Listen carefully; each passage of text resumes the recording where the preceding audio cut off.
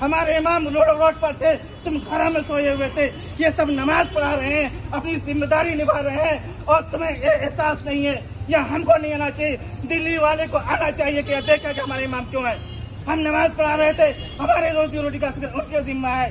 یاد رکھیے، جس مسجد کا امام پریشان ہوگا پورا محلہ والا پریشان۔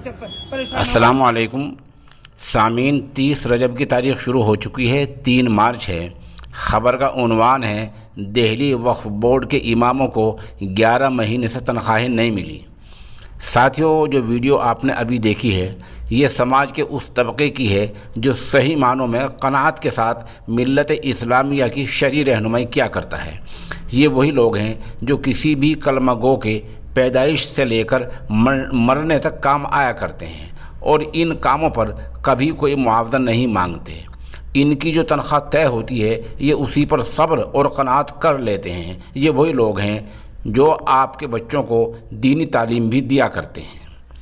پورے ملک اور خاص طور پر مسلم سماج کے لیے یہ شرم کی بات ہے کہ امام صاحبان اپنی 11 مہینے سے رکی ہوئی تنخواہوں کو لے کر دھرنا دے رہے ہیں۔ جو امام زندگی بھر کسی کے سامنے ہاتھ نہ پھیلاتا ہو وہ دھرنے پر کن حالات میں بیٹھا ہوگا محتاج بیان نہیں ہے۔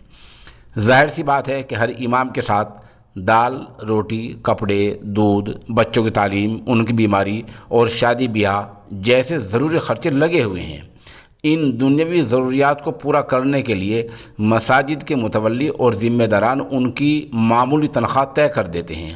یہ کم تنخواہ بھی وقت پر نہ ملے تو شرم کی بات ہے اور المیہ ہے۔ اس خبر کے لیے سوشل انڈیا نیوز کے ساتھ وہیں سے ڈاکٹر مفتی جاوید انور رابطے میں ہیں۔